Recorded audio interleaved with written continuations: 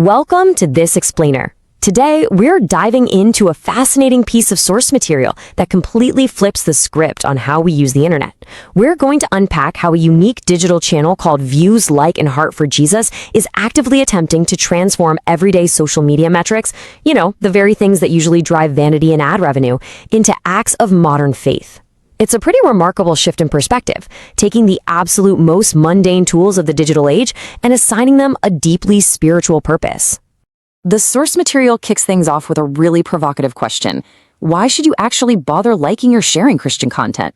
Look, as we all know, the internet is fiercely competitive. Millions of pieces of content are uploaded every single day, mostly designed just to entertain us or distract us. But the creators behind this channel argue that amidst all that noise, standard digital engagement can be completely repurposed. They're basically asking their viewers to just pause before they scroll away and reconsider what a simple click might actually achieve in such a crowded space. So here is our roadmap for today. First, the digital pulpit. Second, purpose over popularity. Third, reaching the broken. Then, the power of a click. And finally, transforming metrics into worship. Let's get right into it. Section 1, the digital pulpit, where we're subverting the social media norm. The core philosophy here is that your arrival on their page is absolutely no accident.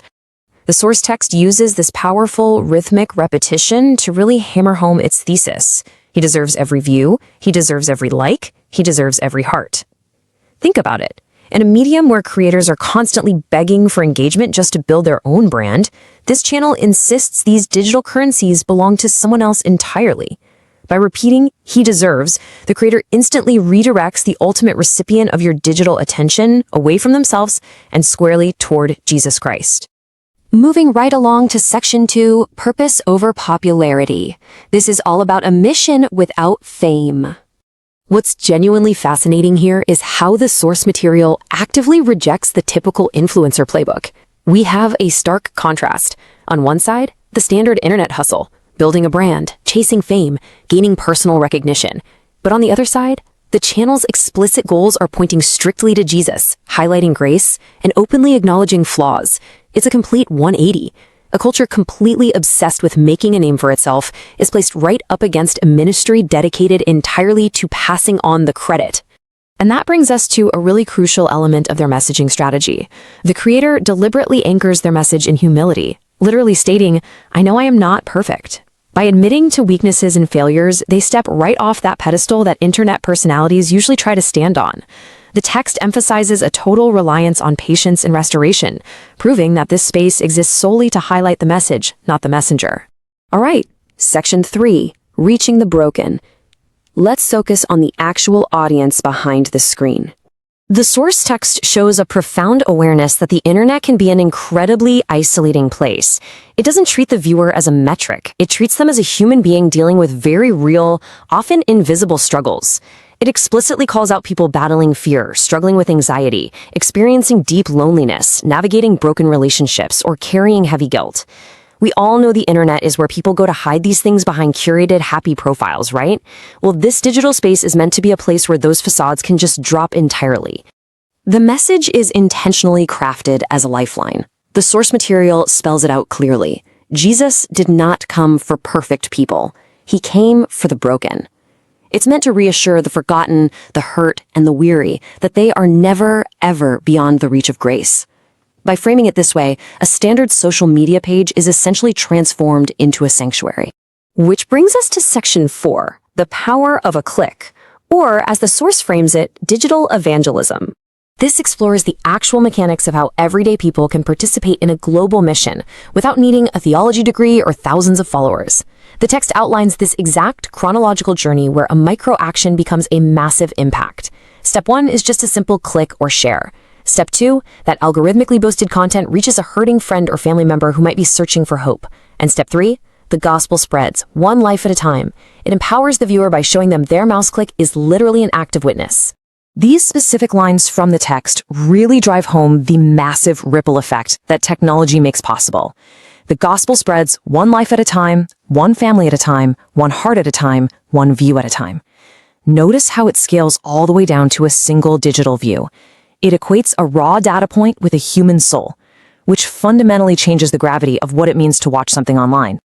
Now, the creator does ask for engagement, but every single request is tied directly to expanding the message rather than boosting an ego. Views push the message farther out. Likes trigger algorithms to help more people discover it. Comments create a community of encouragement. Shares start someone else's journey. And prayers, which are so interestingly included right alongside digital metrics, keep the ministry faithful to its core mission. Finally, we hit section 5, transforming metrics into worship. This is all about completely redefining engagement. This is the ultimate paradigm shift. The source material takes the cold, hard data points we click mindlessly every single day and views them through a spiritual lens. Look at how they redefine a view. Instead of an act of passive consumption where you just absorb content on your couch, it is transformed into a deliberate act of worship. Giving your time and your screen to this message is framed as a conscious offering. The exact same thing happens with the like button. It is totally stripped of its usual vanity. Usually, a like is a quick endorsement of a creator, but here it's repurposed as an expression of spiritual gratitude. When you click like, the text suggests you aren't applauding the person who edited the clip, you are actively saying thank you to God for the message of grace. May every heart belong to Christ. This simple quote synthesizes the entire goal of the channel, pulling the concepts of views, like, and heart into one unified mission. And the progression makes sense, right? A view leads to a like, which ultimately represents the yielding of a heart. It's a remarkably creative way to map human spiritual progression directly onto the user interface of a social app. The text concludes by cementing this ethos, not for our glory, not for our recognition, but for the glory of God alone. It reminds the audience one last time that this platform, even though it exists in a space entirely defined by self-promotion, is there solely to point upward. It's a total surrender of the digital spotlight. And that leaves us with this incredible, thought-provoking question, one that really resonates no matter your background. If technology can turn a view into an act of worship, how will you use your next click? In a digital age just overflowing with noise and endless scrolling, how intentional are we really being with our own engagement? If a simple button on a screen can be transformed into something that meaningful, it challenges all of us to rethink the true power and the ultimate purpose of our very next click.